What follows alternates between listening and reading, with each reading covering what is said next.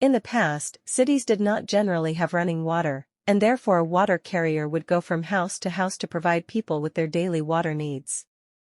In the capital city, there was an old water carrier who owned a donkey who'd pulled the man's water cart faithfully all his life. The poor beast's back had been bent in two because of the weight he had to carry every day, and his body was covered with untreated scabs and cuts. His owner, not a great animal lover, did not feed the poor animal properly, because he could only afford old hay. The minute he mounted the donkey to make him walk faster, he'd beat him heartlessly with his whip, inflicting yet more wounds on the poor animal. The donkey, blessed with patience, obedience, and good temperament, wished every single day for God to take his life and free him from his constant suffering. One day as they were doing their rounds, they bumped into the water carrier's old friend, who tended the Sultan's stables. When the man saw the sorry state of the donkey, he was quite taken aback. "What's the matter with him? Why does he look so spent?" "It's no fault of his," the owner was quick to reply. "He looks like this because I can't afford to feed him.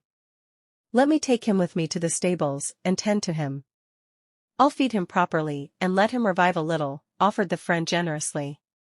The water carrier couldn't be happier with the offer and parted with his companion, hoping to pick him up the following week all plumped up and ready to serve him again.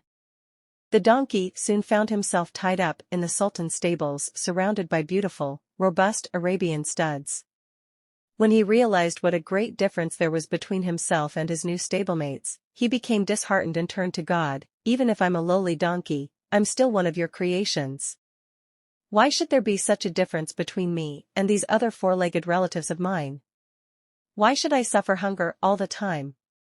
Why should I endure pain all night long, able to sleep only fitfully, wishing every day that I were dead? How is it fair that these horses should live in such luxury and I be demeaned to such misery?" The donkey rambled on and on for quite some time, feeling utterly sorry for himself, when all of a sudden, he heard a loud trumpet blowing outside. A war had broken out, and the trumpet was announcing it. In the blink of an eye, soldiers amassed inside the stable and began saddling up the Arabians, who were in fact war horses. Soon, the donkey found himself all alone in the grand stable, wondering what had just happened. The next morning, the horses stumbled back, covered with deep cuts and arrows still wedged in their flesh, their legs loosely bandaged. A team of veterinarians arrived on the scene. They tried their best to tend to the wounds, hoping not to cause more harm to the Sultan's valuable steeds.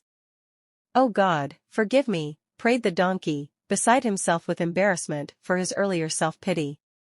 "I'm content with my poverty, at least I've got security.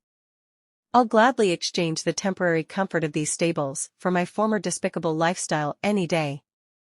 The donkey was relieved to be reunited the following week with his old, cruel owner, knowing now that nothing truly is as it seems.